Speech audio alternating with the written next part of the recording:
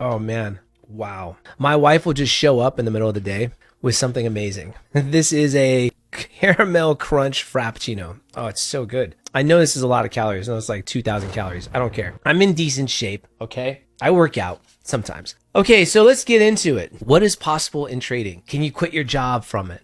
Does it take you 5 years to learn, 3 years to learn? I heard somebody, really cool girl, she's got her own YouTube channel and everything. She was talking about trading and her journey. And, I don't want to put anybody on blast or anything, but she's like, it's going to take you legitimate 3 years. You got to be studying the charts for 3 years. And then, it's just, you can't replace chart time. And I think it's like anything else. It's like when I picked up that guitar right there, right? And that is in fact my guitar. I was a signed musician and I toured and stuff, but I play keyboard too. Yes, this is a keyboard tattoo. I got a microphone right here. I'm 41 years old. I've accomplished a lot. And when I heard her say that, it reminded me of my journey where it's like, you kind of see like there's two types of people. In pretty much anything that's out there, you have like your phenomenons who are just born with a gifted talent, like Michael Jackson at age 5, right? Singing. That is not normal. For me, I had to just practice so much to get good at singing. Yeah, just like that guitar, just like the piano. And in trading, it was a lot of the same for me. I had to just pound my head against the pavement, put in the chart time before I was actually able to get profitable. So I resonate with what this girl was saying. But the reality is, man, most of us have baggage that holds us back. And we've been through the ringer in life. Like I've owned 6, 7 businesses, some 7-figure businesses, most of them. I've owned outside that, I've owned other little startups that just didn't go anywhere, but like actual businesses that generate income, right? And so I know what it's like to put time into something and not even see a result really. Some of those businesses and some of the things I've done, I just haven't seen anything from it. But here's what I'm getting at. She said it was like 3 years that you can't replace chart time, all this stuff. I think you can. Yeah. I don't think it takes 3 years. In fact, I don't even think it takes 3 months. Now, I know some of you are going to be like, oh, okay, this guy, he doesn't know what he's talking about right now. Look, I trade a multiple 6-figure account. In my whole career, if you added up everything I've made, it's a little over 7 figures. And that includes my balance that I'm trading with right now. I know a thing or two about trading, guys. I'm uniquely qualified to talk about it because not only the length of time, but there's a story behind my trading. And I'll tell you why I only think it takes you a couple of months. Okay, I'll explain. But first, before I do that, you kind of need to know like my history a little bit. So I started trading Bitcoin in 2018. I was into crypto in 2017, got in really heavily into crypto. And then I got into DeFi later, like 2020, 2021, I was an early sort of adopter of decentralized finance. And I made a lot of money in crypto. And I took that money and I would take it and I'd go trade with it and lose it. And so my story is that I actually started at about a $200,000 deficit. Now, that was house money. So it hurt losing it, yes. But over about 4 years, I would just lose money. And there were times, guys, listen, there were times when I started with like a brand new account, $20,000, $30,000, and I'd rack that thing up. I mean, I remember like taking 20,000 to 80,000 over a weekend, just a weekend, like just for fun, In fact, like my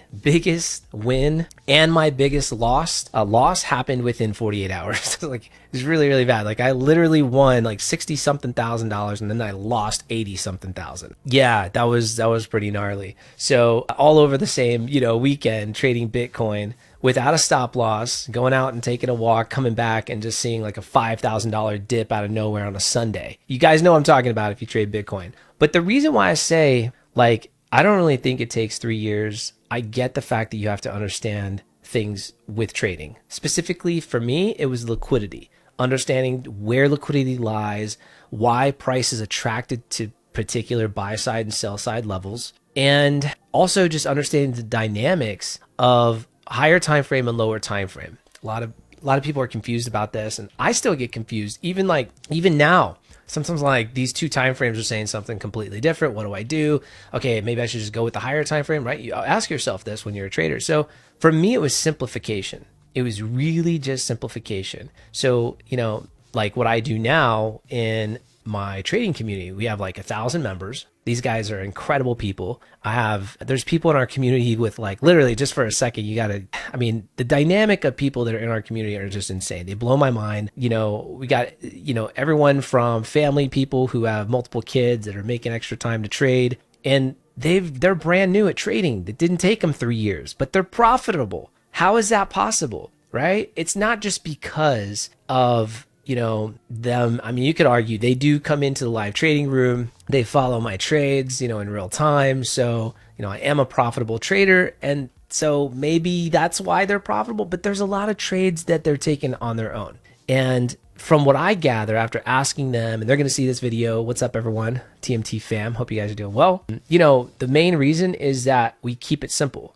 It's all about liquidity. So like I got rid of all the indicators pretty much on my chart, everything. Like I might use a cumulative delta volume sometimes, but that's about it, right? Everything else off my chart, and I'm only looking at swing points. I'm only looking at where is the magnet for price? Where's price going to go most likely? And when it gets there, most importantly, what does it do? What does it do when it reaches these particular liquidity levels?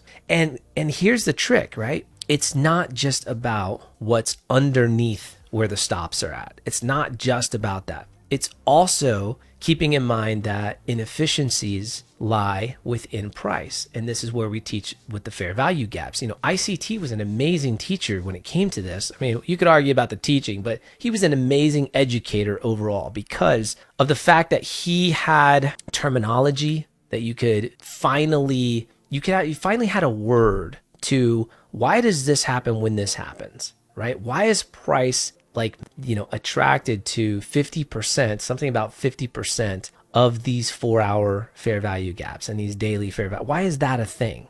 Why is it a thing? You talk about PD arrays. If you don't know what this is, it's fine. You don't need to know what this is. But the point is, why do these things happen? And he was able to say, hey, this is why. And we can call it, the algorithm. He thinks that algorithm is his thing is that the algorithm controls price. And to a lot of degree, I believe it because, everyone trades with the bot. The Chicago Mercantile Exchange is taking all these trades in. Retail traders are last to get their orders in. Absolutely. And the bots come first. So who's to say there isn't, a centralized system? So anyways, I'm not saying there is or there isn't. I've seen a lot of great traders in podcasts talk about their come-ups and how they trade. And I say one of the biggest things that make a difference is that I want you to ask yourself this question, okay? Like if you knew for a fact that this particular strategy, and I'm just saying this, I'm not going to show you mine, right? But this particular strategy, 1000% will make you profitable. All you have to do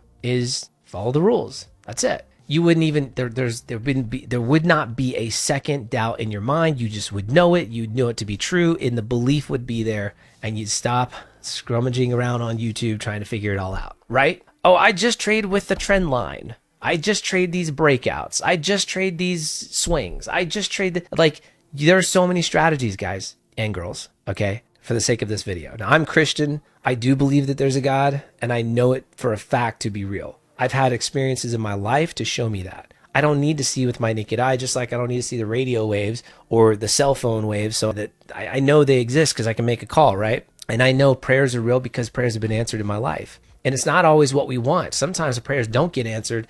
And then the reality hits that, God's plan is not your plan. So, but I guess I hope you're understanding where I'm getting at. What I'm getting at is that if you don't have belief in your system, in your strategy, in a method, in a concept, you will simply be lost, and you will remain lost, and you will remain emotional, and you will overtrade, and you will over leverage, and you will revenge trade, and you will wonder, well, how should I manage this trade once I'm in? Because here's another thing that I found to be true over the 7 years of me trading. I found this to be 1000% factual and true. It doesn't matter where or how your entry model is set up, meaning like whatever your strategy is to get in the market is, I'm not going to say meaningless. It's not meaningless. It's just, it doesn't mean as much as what you do post execution. So how you manage that trade and what you did prior to getting in, which is your risk management, your overall assessment of how much you're going to risk and how much you have to gain. and why you believe that to be true based on your back testing, your experience, your intuition.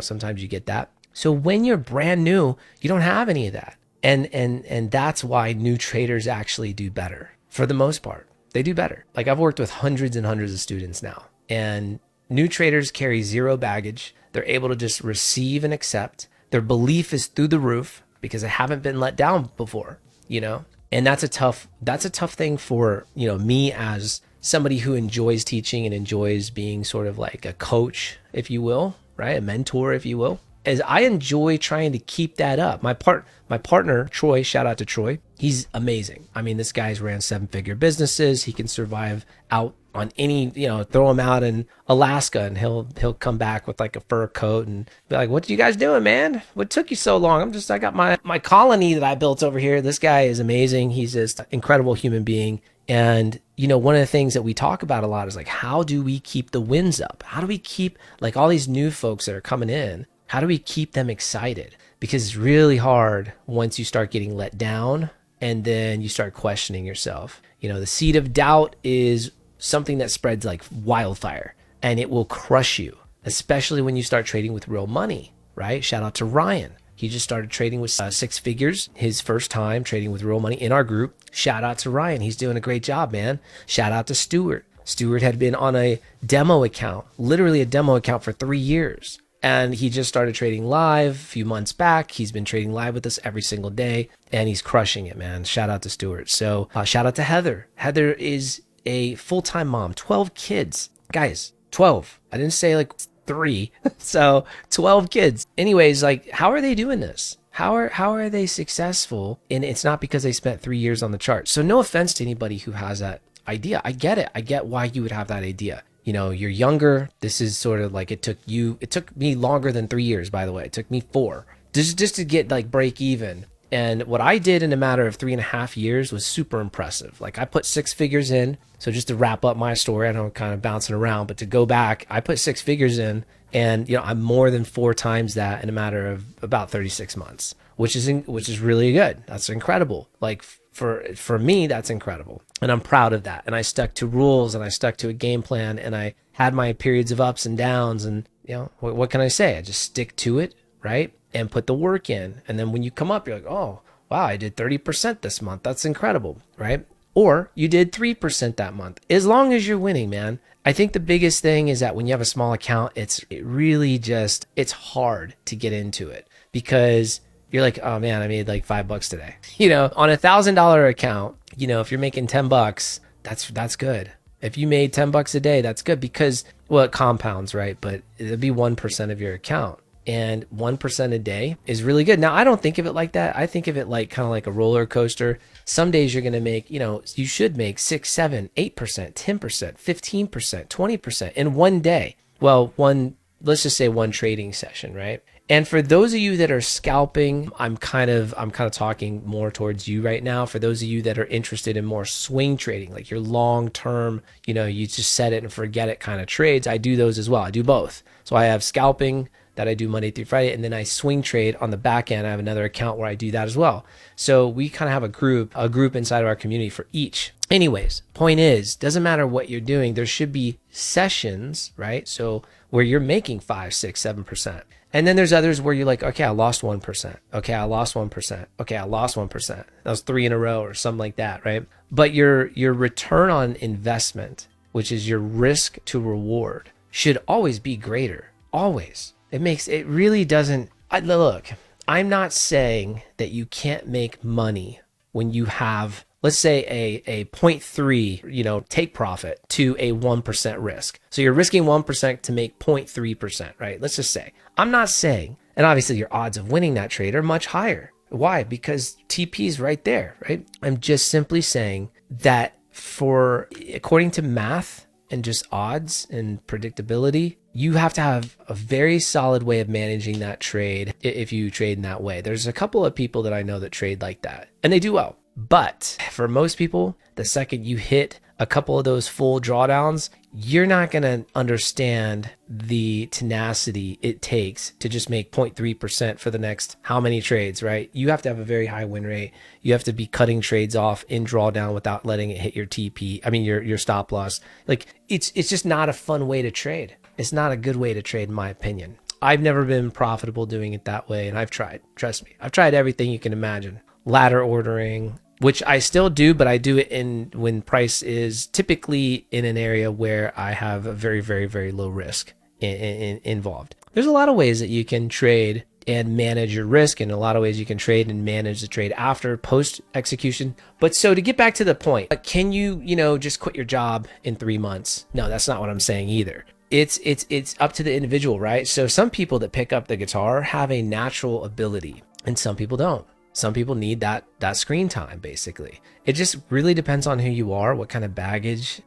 I've been playing the guitar a long time. If I go take lessons right now, I'm probably going to suck so bad. It's going to take me so long to get out of my old habits. And that's the same thing when it comes to trading. So, what we do and what makes us different in my group is that, in the Midas Touch trading group, I don't really believe that there's one way to win. I'm just simply showing what I do in my journey, and we have fun. And that's what it's about, man. It's about having a good time. We're family people. Most of us have kids and have families. And I'm not like one to show off and go show my Ferrari or something like that. I don't have a Ferrari, by the way. I wouldn't buy a Ferrari, by the way. Well, maybe I would someday. I don't know, but not right now. I'm more interested in like paying for my kids' college and being there and going on family trips and doing stuff like that. Like I'm that guy. I'm not. If I was going to be a full-time musician going on tour 24/7, like the reason I got out of that game was because my first child was born in 2016. She was born. And I said, you know what, man, I got to get out of LA. I'm not raising a child here. No offense to anybody in LA, but I'm just not going to raise a kid there. And I was like, man, I'm going to have to put her in private school. The homeless situation was getting out of hand. This is 2017, by the way. So I moved